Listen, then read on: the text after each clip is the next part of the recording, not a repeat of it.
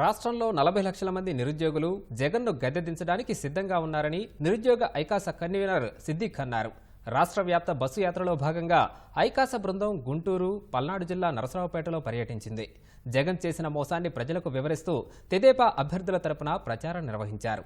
ప్రతి ఏటా job calendar, mega DSC సహా యువతకు ఇచ్చిన ఏ ఒక్క హామీని జగన్ నిలబెట్టుకోలేదని సిద్దిక్ విమర్శించారు.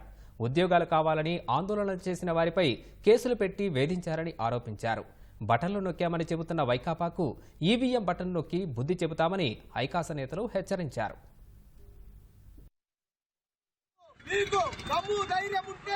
ఈ రాష్ట్రంలో ఎన్ని పరిశ్రమలు తీసుకొని వచ్చారు, ఎన్ని లక్షల మంది నిరుద్యోగ యువతకు ఉద్యోగాలు ఇచ్చారు, ఎన్నిసార్లు మీరు జాబ్ క్యాలెండర్ ఇచ్చారు, ఎన్ని పోస్టులతో మెగా డిఎస్సి ఇచ్చారు, ఎన్ని గ్రూప్ 1, గ్రూప్ 2, కానిస్టేబుల్, ఎస్ఐ ఉద్యోగాలు, ఇంజనీరింగ్ ఉద్యోగాలను భర్తీ చేశారు.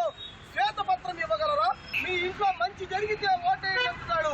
40 లక్షల కుటుంబాలు కన్నీటి పర్యంతమై బిడ్డకు ఉద్యోగాలు రాక నిరుద్యోగ సమస్యతో అల్లాడిపోతా ఉంటే ఏ విధంగా నువ్వు మంచి జరిగితే ఓటేయండి అని ఎలా అడుగుతావని చెప్పేసి మేము ప్రశ్నిస్తున్నాం.